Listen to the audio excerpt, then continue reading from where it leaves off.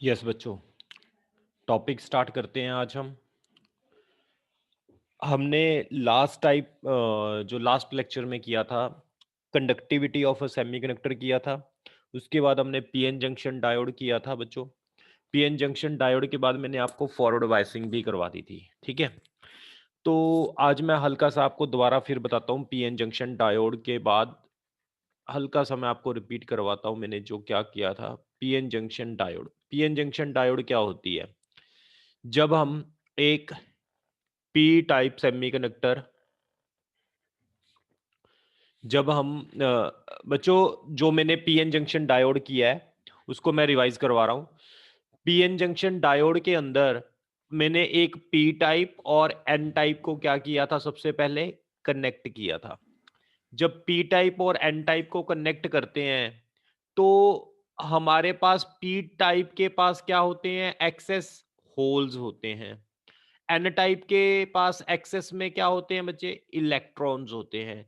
जब P N junction को आपस में पी और एन टाइप को आपस में जोड़ा जाता है तो एन टाइप से इलेक्ट्रॉन इधर मूव करते हैं और इससे होल, तो ये दोनों आपस में रिकम्बाइन करते हैं। रिकम्बाइन करने से, चार्ज कैरियर मूव करने से सर्किट में करंट आता है।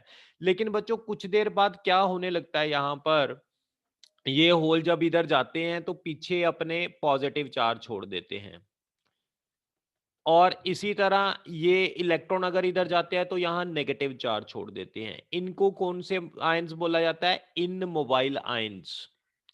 ये इन मोबाइल आयंस का मतलब ये मूव नहीं करते और ये फिक्स होते हैं। अगर यहाँ पर ये चार्ज कैरियर इकट्ठे होते जाएं तो ये फर्दर चार्ज कैरियर के फ्लो को रोक देंगे, जिससे सर्किट में करंट हो जाएगा। इसको कौन सी लेयर बोलते हैं? इसको डिप्लीशन लेयर बोलते थे। अगर हम सर्किट में कंटिन्यू करंट चाहते हैं तो उसके लिए हमें क्या करना पड़ता है? हमें बायसिंग करनी पड़ती है। बायसिंग हम दो तरीके से कर सकते हैं।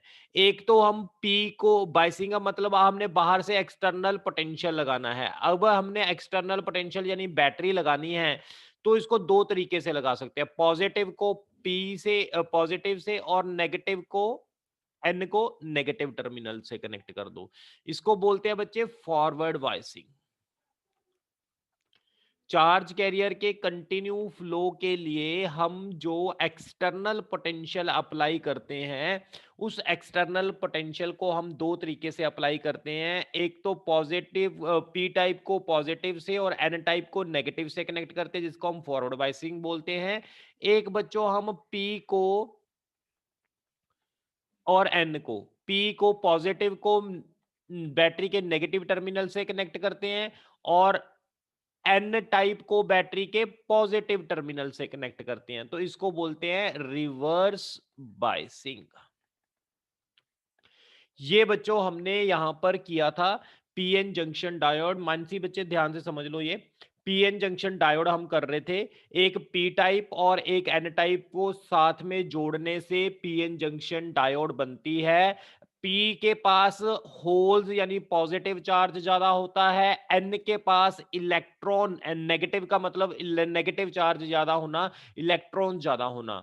अब जब हम पी और एन को आपस में कनेक्ट करते हैं तो एन टाइप से इलेक्ट्रॉन और पी टाइप से होल मूव करना स्टार्ट करते हैं। इस चार्ज कैरियर के मोशन की वजह से सर्किट में करंट होता है। अब जब बच्चे ये इलेक्ट्रॉन इधर आता है, ये होल इधर आता है, जब ये होल इधर आएगा तो पीछे, सॉरी, यहां पर नेगेटिव चार्ज छोड़ेगा, पीछे यहां पर नेगेटिव चार्ज। अब ये इलेक्ट्रॉन इधर आएगा तो पीछे कौन सा चार्ज छोड़ेगा बच्चे? पॉजिटिव चार्ज छोड़ देगा। तो ये इन मोबाइल आयंस होते हैं। ये फर्दर चार्ज कैरियर के फ्लो को रोक देते हैं। अगर चार्ज कैरियर का कंटिन्यू हम सर्किट के अंदर फ्लो देखना चाहते हैं तो हम बाहर से एक्सटर्नल बैटरी लगाते हैं। बैटरी को लगाने के दो तरीके होते हैं। पी टाइप को बैटरी के पॉजिटिव टर्मिनल से, एन टाइप को बैटरी के नेगेटिव टर्मिनल से कनेक्ट कर देंगे तो इसको बोलेंगे फॉरवर्ड बायसिंग। अगर पी टाइप को बैटरी के नेगेटिव टर्मिनल से, एन टाइप को बैटरी के पॉजिटिव टर्मिनल से कनेक्ट कर देंगे तो इसको बोलेंगे रिवर्स बायसिंग। बच्चों मैंने आपको फॉरवर्ड बायसिंग कंप्लीट करवा दी थी, अब मैं आपको रिवर्स बायसिंग करवाऊंगा। फॉरवर्ड बायसिंग सिमरन कंप्लीट होगी थी हमारी बच्चे? हेलो, यस सर, हो गई थी। इसकी डायग्राम नहीं बनवाई थी शायद मैंने। एक एक मिनट, नहीं मैं सर, आपने फॉरवर्ड की डायग्राम बनवा दी थी। डायग्राम के बाद मैंने एक चीज और यहां पर करवानी थी, ग्राफ बनवाना था। ग्राफ नहीं बनवाया था शायद, है ना? यस सर, ग्राफ नहीं बन। हाँ, मैं वो बनवा रहा हूं। तो दोबारा लिखो forward biasing. Forward biasing, forward biasing के अंदर क्या होता है, एक पी टाइप और एक एन टाइप को हम कनेक्ट करते हैं। ये पी टाइप है, ये एन टाइप है, इसको हम कनेक्ट करते हैं। पी टाइप के अंदर क्या होते हैं, एक्सेस में होल्स होते हैं, पॉजिटिव चार्ज। और एन टाइप के पास एक्सेस में क्या होते हैं? यस बच्चों, इलेक्ट्रॉन्स। इलेक्ट्रॉन्स होते हैं।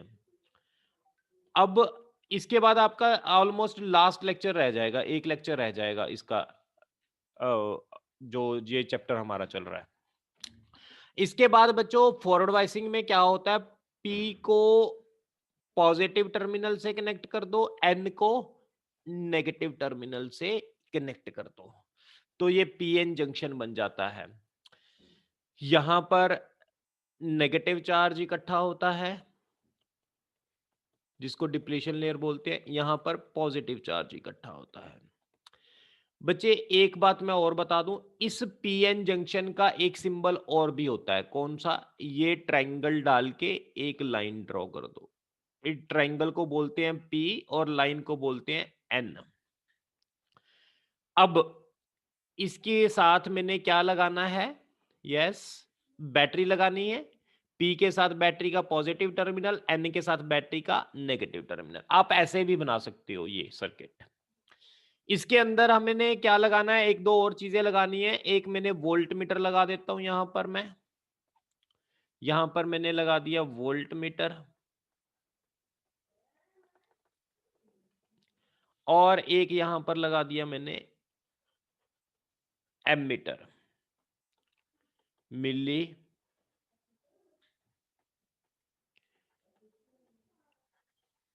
एमीटर। ये दो चीजें लगा दी बच्चों यहां पर। वोल्टमीटर पोटेंशियल को नोट करने के लिए, एमीटर करंट को नोट करने के लिए यूज किया जाता है। अब बच्चों मैंने इसके अंदर आपको कुछ पॉइंट लिखवाए थे, आपको याद होगा। अगर मैं इसका पोटेंशियल ए मान लूं, इसका पोटेंशियल मैं वी भी मान लूं, तो अगर फॉरवर्ड बायसिंग होएगी, इन फॉरवर्ड बायसिंग, यस बच्चों, इन फॉरवर्ड बायसिंग क्या होगा? हाँ जी, P type is connected with positive terminal of the battery. Yes, first step. And N type is connected with negative terminal. Yes, first point clear हो गया। अब जब बच्चों ये पॉजिटिव टर्मिनल है तो ये क्या करेगा, यहां पर इसको फोर्स इस तरफ लगाएगा, और ये नेगेटिव क्या करेगा, इसको फोर्स इस तरफ लगाएगा, नेगेटिव को। हाँ जी, ये यस मेरा सर। ये मेरा बच्चे अप्लाइड इलेक्ट्रिक फील्ड है, इस तरफ positive to negative applied electric field है। ठीक है, अब इसके अंदर क्या होगा, चार्ज कैरियर मूव करेंगे। अब चार्ज कैरियर जो मूव कर रहे हैं तो इससे ये डिप्लेशन लेयर जो है, ये इसकी थिकनेस क्या होगी? डिप्लीशन लेयर की थिकनेस क्या होगी, डिक्रीज होगी ना। जब ये चार्ज कैरियर इधर जा रहा है, ये इधर जा रहा है, तो ये डिप्लीशन लेयर क्या होगी, कम होगी इसकी थिकनेस। मैं इसको रब कर रहा हूं।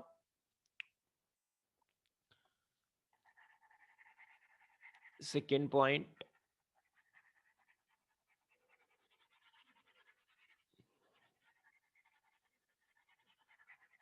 write down second point.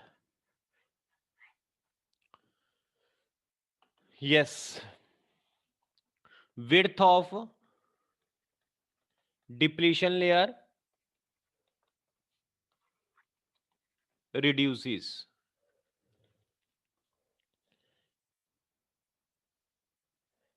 ठीक है, अगला पॉइंट, यहां पर करंट किसकी वजह से हो रहा है बच्चे, ये होल्स, इधर होल्स क्या है, मेजॉरिटी चार्ज कैरियर, एन के पास कौन सा मेजॉरिटी कैरियर होता है, इलेक्ट्रॉन्स, यहां होल्स, इधर से होल चल रहे हैं, इधर से इलेक्ट्रॉन चल रहे हैं, यानी यहां पर करंट किसकी वजह से है बच्चे, मेजॉरिटी चार्ज कैरियर की वजह से, current due to majority charge carrier, majority charge carrier की वजह से यहां करंट है। अब बच्चों आप ध्यान से देखो, इसके अंदर मैं यहां पर वोल्टेज बढ़ा रहा हूं, पहले वोल्टेज यहां पर करंट फ्लो नहीं कर रहा, बहुत कम करंट फ्लो कर रहा है बिना बैटरी के कुछ चार्ज इधर गए थे, कुछ चार्ज इधर गए थे, तो थोड़ा बहुत करंट था सर्किट में। लेकिन जब हम क्या कर रहे हैं बच्चों, यहां पर पोटेंशियल इंक्रीज कर रहे हैं, जैसे जैसे हम पोटेंशियल इंक्रीज करते हैं, एक वोल्टेज आती है, जिस वोल्टेज को नाम देते हैं नी वोल्टेज, इसको नाम देते हैं नी वोल्टेज। इस वोल्टेज के बाद सर्किट में करंट एकदम से राइज कर जाता है। ठीक है बच्चों, तो लिखो अगला point. Yes, right down next point.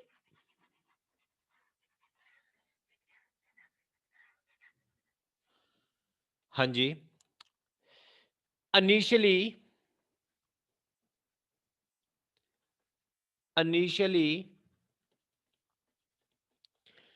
The current increases almost negligibly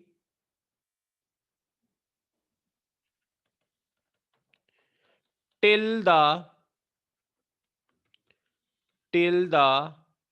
voltage across the diode crosses threshold voltage और नी वोल्टेज। बच्चों समझ आया ये पॉइंट, कहता नी वोल्टेज से पहले सर्किट में करंट बहुत कम इंक्रीज हो रहा था, करंट इन मिली एम्पियर, ये वोल्टेज है, फॉरवर्ड वोल्टेज है तो वी एफ लिख देंगे। पहले बच्चों नी वोल्टेज यानी बहुत कम वोल्टेज पे करंट थोड़ा बहुत था, बहुत कम था, लेकिन एकदम से नी वोल्टेज आई, नी वोल्टेज के बाद सडनली करंट इंक्रीज हो गया सर्किट में। ये जो नी वोल्टेज होती है, ये नी वोल्टेज 0.3 वोल्ट होती है, किसके लिए, जर्मेनियम के लिए, और सिलिकॉन के लिए जो जो नी वोल्टेज होती है बच्चों, वो होती है 0.7 वोल्ट। ये लिख लेना दोनों वैल्यूज।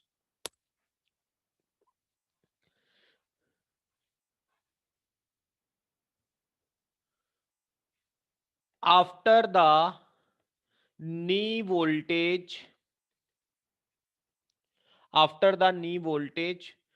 the diode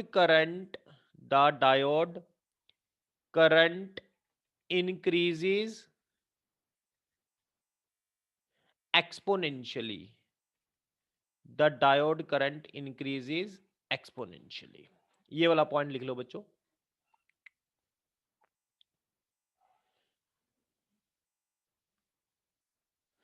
यहां तक कोई डाउट है किसी को? Simran, Mansi? No sir. Okay. अच्छा बच्चों, एक बात और देखो ध्यान से। आप यहां इस कर्व को, मैं इस कर्व की बात कर रहा हूं, इतनी कर्व की बात कर रहा हूं, इस कर्व की। यहां पर अगर आप देखो, करंट में बहुत कम, करंट तो बहुत ज्यादा चेंज हो रहा है लेकिन वोल्टेज में बहुत कम चेंज है ना? अगर मैं यहां पर बात करूं, इस केस में अगर आप देखो, ये जो वोल्टेज है, वोल्टेज में चेंज कितनी है? Delta we. और वोल्टेज में चेंज होने से करंट में भी चेंज हो रहा है, डेल्टा आई। अब ध्यान से समझना मेरी बात।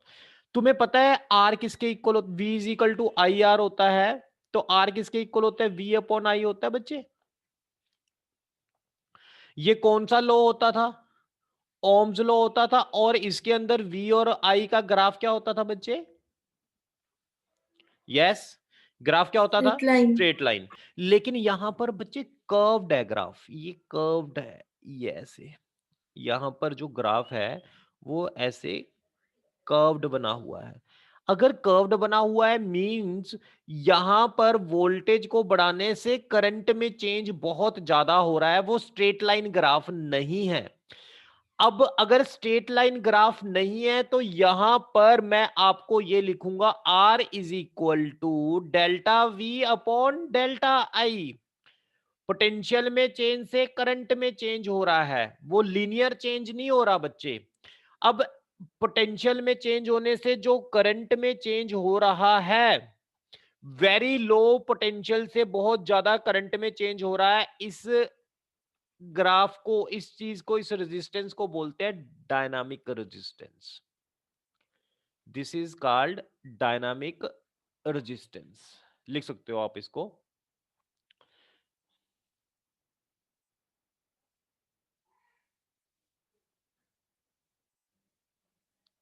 ऐसे देखो ना, रेजिस्टेंस पूरे ग्राफ में कितनी ज्यादा चेंज हो रही है ना। पूरे ग्राफ में देखो, पहले ग्राफ ऐसे जा रहा था, अब ऐसे जा रहा है, रेजिस्टेंस कितनी ज्यादा चेंज हो रही है। This resistance is called dynamic resistance. Yes बच्चों, कोई डाउट? No sir. ओके। तो शुभलीन बच्चे, हमने ना वो कर लिया था, फॉरवर्ड वाइसिंग मैं करवा रहा था। फॉरवर्ड वाइसिंग में एक स्टेप रह गया था, वो ही मैंने करवाया है। इसके अंदर मैंने क्या करवाया? करंट और वोल्टेज का ग्राफ ड्रॉ करवाया बच्चे। ये मैंने ऐसे ग्राफ ड्रॉ कर दिया करंट और वोल्टेज का। इसके अंदर क्या दिखा रहा है? अगर आप देखो, करंट और वोल्टेज का ग्राफ तो स्ट्रेट लाइन होता था ओम्स लॉ के अकॉर्डिंग, लेकिन यहां पर जो डायोड का ग्राफ बनता है बच्चे, वो कर्व्ड बनता है। अगर डायोड का ग्राफ कर्व बनता है तो किसी भी पॉइंट पर हमने ये स्मॉल पोटेंशियल में चेंज लगा दी, स्मॉल करंट में चेंज लगा दी, दोनों की रेशियो लिख दी, उसको क्या बोल देंगे हम बच्चे? उसको बोल देंगे रेजिस्टेंस बोल देंगे। यहां हर पॉइंट पर, कर्व पर, हर पॉइंट पर रेजिस्टेंस चेंज हो रही है, इसलिए इसको बोलते हैं डायनामिक रेजिस्टेंस। अब ये ग्राफ कैसे बना? वोल्टेज बढ़ाने से करंट बढ़ेगा सर्किट में, एक ऐसी वोल्टेज आएगी जिसको नी वोल्टेज बोलेंगे, उसके बाद करंट सर्किट में एकदम से इंक्रीज हो जाएगा, यानी ये सारे बॉन्ड्स ब्रेक हो जाते हैं। तो उसकी वजह से क्या होता है? करंट एकदम से सर्किट में इंक्रीज होता है। नी वोल्टेज से पहले करंट सर्किट में बहुत कम था, नी वोल्टेज के बाद करंट सर्किट में एकदम से इंक्रीज हो गया। मैं इसको रब कर रहा हूं बच्चों। अब मैं कर रहा हूं रिवर्स वाइसिंग। फॉरवर्ड वाइसिंग हमारी कंप्लीट होगी, now we are starting reverse biasing. बच्चों रिवर्स वाइसिंग में क्या होगा मुझे बताओगे? ये पीएन जंक्शन है, यस, ये पीएन जंक्शन है, यहां पी है, यहां एन है, यहां क्या होंगे? होल्स। और यहां पर क्या होंगे?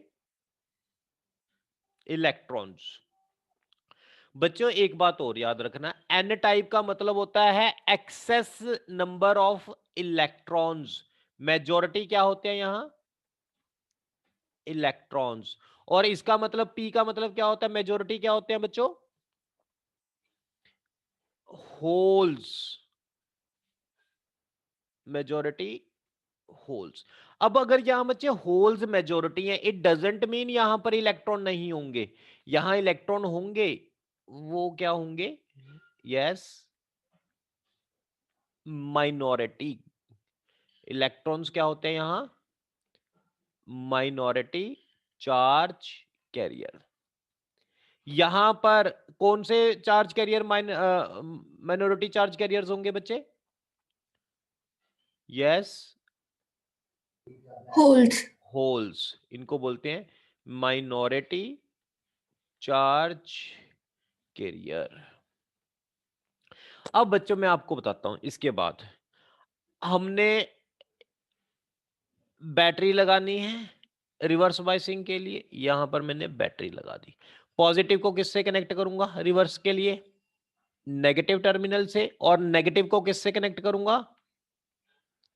पॉजिटिव टर्मिनल से। उल्टे टर्मिनल कनेक्ट करने हैं, पॉजिटिव को नेगेटिव से, नेगेटिव को पॉजिटिव से। तो ये क्या कहलाती है? रिवर्स बायसिंग कहलाती है। इसकी वोल्टेज को रिवर्स वोल्टेज भी बोलते हैं बच्चे, वी आर हम नाम लिख देते हैं। कोई डाउट तो नहीं है यहां पर किसी को? इसका मैंने एक और सिंबल बनाने के लिए आपको कहा था। पीएन जंक्शन का सिंबल क्या होता है? ऐसे होता है बच्चों। अब बोलो, इसके अंदर मैंने ये इसको बोलते हैं पी और इसको क्या बोलते हैं? एन। लाइन को बोलते हैं एन और ये ट्राइंगल को बोलते हैं पी। पॉजिटिव को किससे कनेक्ट करना है? नेगेटिव से। नेगेटिव को किससे कनेक्ट करना है बच्चों? पॉजिटिव। पॉजिटिव से। ठीक, यहां तक। अब इसके बाद आप देखो, मुझे एक वोल्टमीटर भी लगाना पड़ता है वोल्टेज की रीडिंग के लिए, और मुझे एक एमीटर भी लगाना पड़ता है करंट की रीडिंग के लिए। ये मेरे पास एमीटर है, ये मेरे पास वोल्टमीटर है। अब बच्चों इसके बाद हम बात करते हैं फर्दर इसके अंदर पॉइंट्स की। सबसे पहला पॉइंट, रिवर्स बायसिंग के अंदर क्या किया? जल्दी बोलो। P side is connected with, yes बच्चों जल्दी बोलो, P side is connected with negative terminal. negative terminal of the battery. N side is connected with positive. positive terminal. दूसरा पॉइंट बच्चे, इसी के अंदर मैं ये बताता हूं, ये VA है, ये VB है। इसमें से कौन सा ज्यादा पोटेंशियल? ए का पोटेंशियल ज्यादा है या बी का ज्यादा है? ए का पोटेंशियल ज्यादा है या बी का पोटेंशियल ज्यादा है?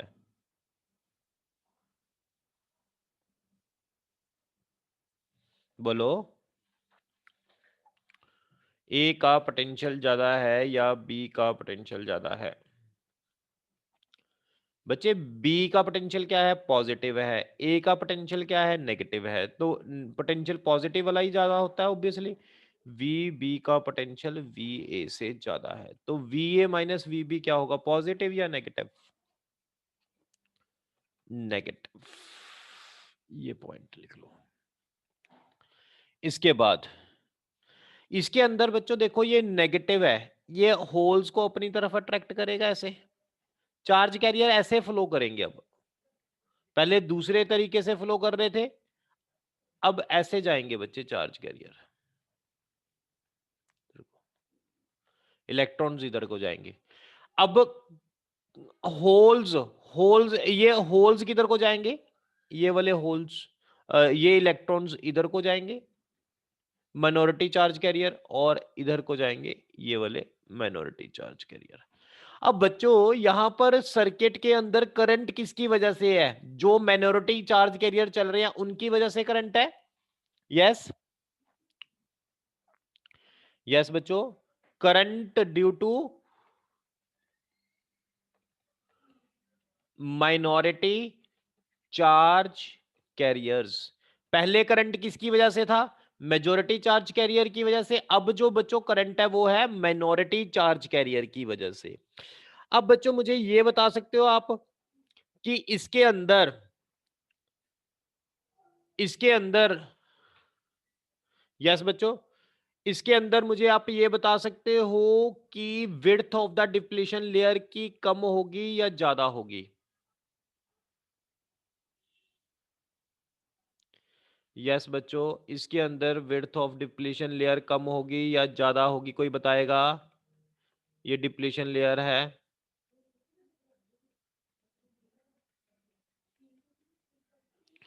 हाँ जी बच्चों, विड्थ ऑफ डिप्लीशन लेयर बढ़ेगी या कम होगी? यस, इंक्रीज होगी। Width of depletion layer increases, width of depletion layer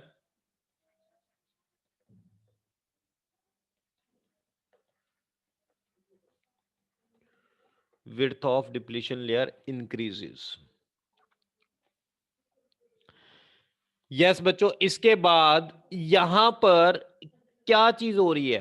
अब आप कहोगे sir width of depletion layer बढ़ रही है, माइनॉरिटी चार्ज कैरियर है, एक एक दो इलेक्ट्रॉन ही चल रहे हैं, चार्ज कैरियर चल रहे हैं, तो इसकी वजह से करंट कैसे बढ़ जाएगा? तो इसके अंदर बच्चों बहुत इंपॉर्टेंट पॉइंट है, वो जो मैं आपको पॉइंट बता रहा हूं वो फंक्शन अभी आपके सिलेबस में नहीं है, लेकिन एक बार समझ लो। कहता ये रिवर्स बाइसिंग है बच्चों, हम वोल्टेज इसकी बढ़ाते जाते हैं, बढ़ाते जाते हैं, बढ़ाते जाते हैं। जब हम वोल्टेज बढ़ाते हैं, वोल्टेज बढ़ाने से क्या होता है, एक टाइम पर ऐसी वोल्टेज आती, एक टाइम पर ऐसी वोल्टेज आती है, जैसे कि हमने वोल्टेज बढ़ाई 10 वोल्ट, फिर 20 वोल्ट, फिर 30 वोल्ट, फिर 40 वोल्ट, फिर 50 वोल्ट, ये तो बहुत ज्यादा वोल्टेज होगी। फॉरवर्ड बाइसिंग में हमने कितनी वोल्टेज दी थी मैक्सिमम, याद है आपको बच्चों? फॉरवर्ड बाइसिंग के अंदर नी वोल्टेज कितनी थी? 0.7 वोल्ट थी सिलिकॉन के लिए।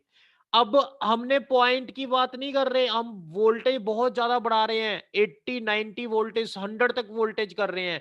बच्चों इतनी ज्यादा वोल्टेज बढ़ाने से क्या होता है, ये जो बॉन्ड होते हैं ना वो टूटने लग जाते हैं। जब एकदम से बॉन्ड टूटते हैं ना तो सर्किट में करंट बहुत ज्यादा बढ़ जाता है।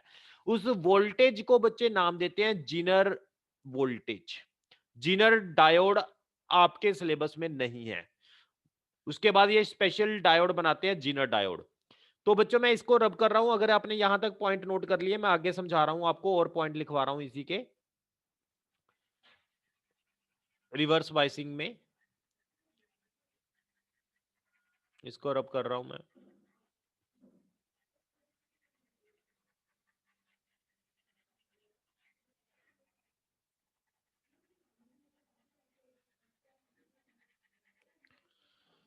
यस बच्चों, लिखो अगले पॉइंट।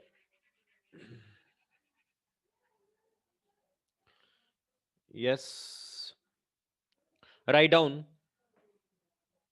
पहले मैं ग्राफ बनवा देता हूं आपका, ये ग्राफ बना लो बच्चों, फिर मैं इसके बारे में लिखवाता हूं। करंट मिली एम्पियर, इधर को है बच्चे वोल्टेज, इधर को वोल्टेज है 0.2, 0.4, 0.6, 0.8। ये बच्चों फॉरवर्ड वाइसिंग है जो हमने अभी की है। फॉरवर्ड वाइसिंग में 0.7 के बाद ये एकदम से करंट क्या हो जाता है, सर्किट में बढ़ जाता है। ये तो फॉरवर्ड वोल्टेज है, फॉरवर्ड वाइसिंग। रिवर्स वाइसिंग कर रहे हैं, रिवर्स वाइसिंग इधर को होगी बच्चे, नेगेटिव, उल्टा। अब रिवर्स वाइसिंग में क्या होता है, हमने वोल्टेज दी 20 वोल्ट सीधा ही, इधर दे रहे हैं बच्चों 0.2, इधर 20, फिर दी 40, फिर दी 60 वोल्टेज, फिर दी 80 वोल्टेज। एक मिनट, पहले मैंने दी 20 वोल्ट, फिर मैंने दी 40 वोल्ट, फिर मैंने दी 60 वोल्ट, फिर मैंने दी 80 वोल्ट, फिर मैंने दी 100 वोल्ट। बहुत ज्यादा वोल्टेज दी बच्चों। जब 20 वोल्ट दी तब इसमें रिवर्स बाइसिंग में करंट नहीं था, बहुत माइनर सा करंट था। धीरे धीरे वोल्टेज बढ़ाने से करंट बढ़ना स्टार्ट होता है। करंट बढ़ते बढ़ते एक वोल्टेज बच्चे ऐसी आती है जिस वोल्टेज को हम जीनर वोल्टेज बोलते हैं, ये जो बॉन्ड होते हैं सारे के सारे ब्रेक हो जाते हैं और एक सर्किट में करंट एकदम से बहुत बढ़ जाता है। इस वोल्टेज को नाम देते हैं बच्चे break down voltage. This voltage is called break down voltage.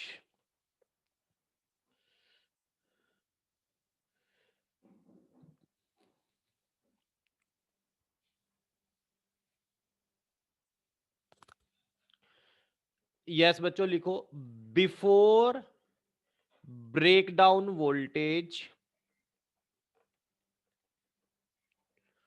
current in a circuit before breakdown voltage current in a circuit is very small, but after breakdown voltage, yes बच्चों क्या होगा after breakdown voltage?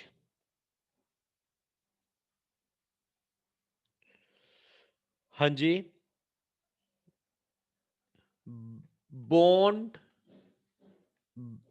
start break and current in a circuit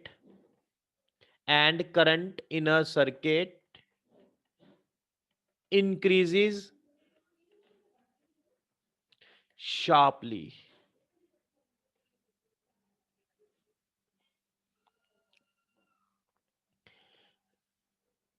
yes बच्चों ये लिख लो आप जल्दी से, current in a circuit increases sharply. ये मैंने आपको टोटल बच्चों रिवर्स बायसिंग के बारे में बता दिया।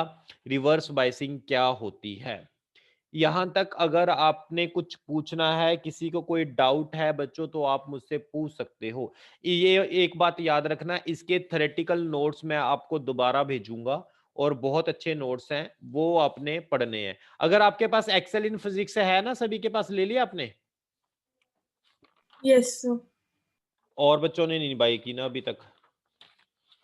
सिमरन तुमने नो सर। ओके बच्चे, मैं ना तुम्हें आज नोट्स भेजता हूँ इसके, ये आपने इसमें से भी पढ़ने हैं। और मेक श्योर कि आपके मैंने 4 लेक्चर लगा दिए ना सेमीकंडक्टर पे, 4 हो गए या 3 हुए? 4 लेक्चर हो गए मुझे लगता है आज का मिला के। पहला लेक्चर मैंने दिया था बॉन्ड फॉर्मेशन पे, बैंड फॉर्मेशन पे, बैंड कैसे बनते हैं। दूसरा मैंने दिया था इंट्रिंसिक एंड एक्सट्रिंसिक सेमीकंडक्टर पे। बच्चे मैंने आपको अभी तक 4 लेक्चर करवा दिए, मैं इसको रब कर रहा हूं। मैंने अभी तक आपको सेमीकंडक्टर में 4 लेक्चर हुए हैं। 4 लेक्चर में सबसे पहला लेक्चर था बैंड फॉर्मेशन। दूसरा बताएगा कोई? Intrinsic and extrinsic semiconductor. तीसरा क्या था? Conductivity and forward biasing. तीसरा लेक्चर, फोर्थ लेक्चर आज का फॉरवर्ड दोबारा फिर करवाया मैंने, एंड रिवर्स बायसिंग। ये टॉपिक मैंने आपको करवाए हैं। ये 4 लेक्चर अगर किसी ने नहीं लगाए तो वो दोबारा लगा ले। इससे 4 लेक्चर से ऑलमोस्ट हमारा ये चैप्टर खत्म होने वाला है। अब मैं आपको आगे स्टार्ट करवाता हूं रेक्टिफायर। रेक्टिफायर सुना है बच्चों किसी ने, क्या होता है? Yes any? No, no, sir. बच्चे रेक्टिफायर एक ऐसी डिवाइस होती है जो ऑल्टरनेटिंग करंट को डीसी करंट में कन्वर्ट करती है। ठीक है, रेक्टिफायर क्या होता है? एक ऐसी डिवाइस होती है जो ऑल्टरनेटिंग करंट को डीसी करंट में कन्वर्ट करती है। घरों में चार्जर होते हैं, चार्जर के पिन को जब आप वॉल सॉकेट के अंदर डालते हो तो ये जो एडेप्टर होता है इसके अंदर एक रेक्टिफायर लगा होता है। वो रेक्टिफायर क्या करता है बच्चे? यस, जो ये एसी करंट आ रहा है उसको डीसी में कन्वर्ट करके हमें दे देता है और हम अपना मोबाइल क्या कर लेते हैं, उससे चार्ज करते हैं। हमारा मोबाइल डीसी करंट पे काम करता है। तो rectifier is a device which convert alternating current into direct current. तो लिखो रेक्टिफायर, एक मिनट बच्चों,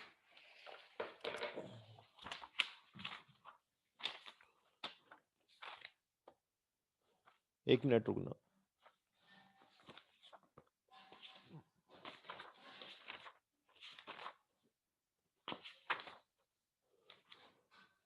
इट इज अ डिवाइस, लिखो it is a device use to convert alternating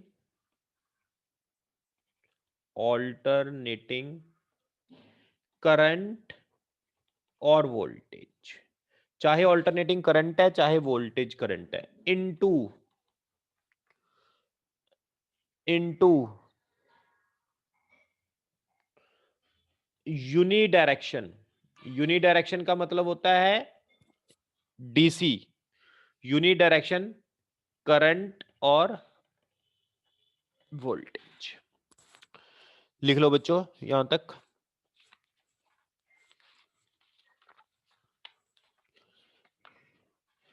इसके बाद आगे चलते हैं, मैं इसको रब कर रहा हूं।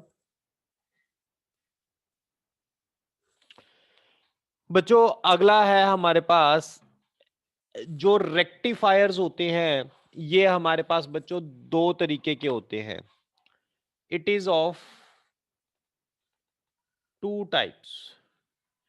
सबसे पहला होता है half wave rectifier,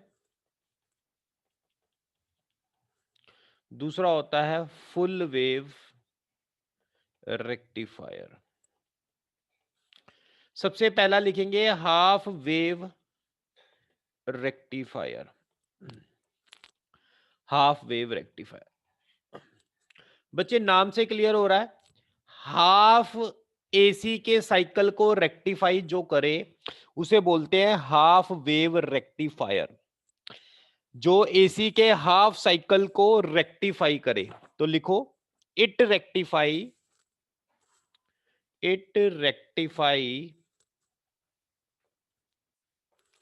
half wave, that is it can be utilized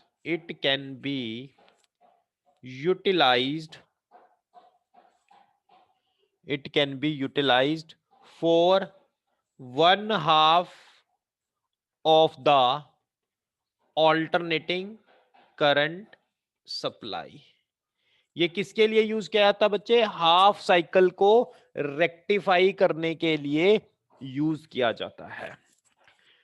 yes बच्चों यहां तक क्लियर? किसी ने कुछ पूछना तो नहीं है? इसकी डायग्राम बनानी है अब। हाँ जी बच्चों। Yes sir. ओके बच्चे, मैं आज ना थोड़ी सी आपको ये ज्यादा नहीं करवाऊंगा, पूरा रेक्टिफायर का टॉपिक नहीं करवाऊंगा, हल्की सी मैं आपको डायग्राम समझाता हूं। कल हम इसको दोबारा फिर रीस्टार्ट करेंगे रेक्टिफायर्स को।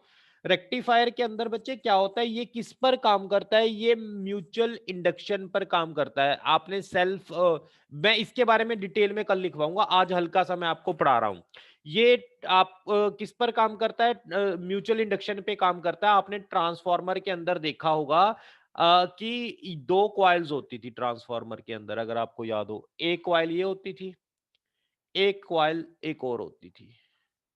ट्रांसफार्मर के अंदर दो कॉइल्स होती थी। यहां पर भी बच्चे दो कॉइल्स होंगी। यहां पर ऑल्टरनेटिंग एसी सोर्स देंगे और यहां पर एक हम डायोड लगाएंगे, पीएन जंक्शन डायोड लगा देंगे। इसके बाद यहां पर रेजिस्टेंस लोड लगा देंगे, जो हमें जहां पर आउटपुट हमें चाहिए वहां पर वो चीज हम लगा देंगे। यहां पर ये पीएन जंक्शन है। इसके अंदर क्या होता है बच्चे, ये म्यूचुअल इंडक्शन पे काम करता है। जो इसमें चेंज होता है उसकी वजह से इसमें इसके नेबर कॉइल में भी चेंज होता है। क्लियर है बच्चों? इसके अंदर अभी आपको लिखने की जरूरत नहीं है, कल मैं दोबारा फिर समझाऊंगा, ये आपको डिटेल में लिखवाऊंगा। एसी का साइकिल आता है, अगर एसी का पॉजिटिव साइकिल आता है तो यहां पर ऊपर पॉजिटिव हो जाता है, ये ऊपर वाला भी म्यूचुअल इंडक्शन की वजह से पॉजिटिव हो जाता है।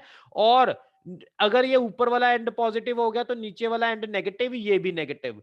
यानी जब एसी का पॉजिटिव साइकिल आता है तो ये पी को पॉजिटिव टर्मिनल से कनेक्ट हो गया, एन को नेगेटिव टर्मिनल से कनेक्ट हो गया, तो सर्किट में फॉरवर्ड बायसिंग होगी। फॉरवर्ड बायसिंग से बच्चे हमें आउटपुट मिलती है, तो ये हमें आउटपुट में मिल गया।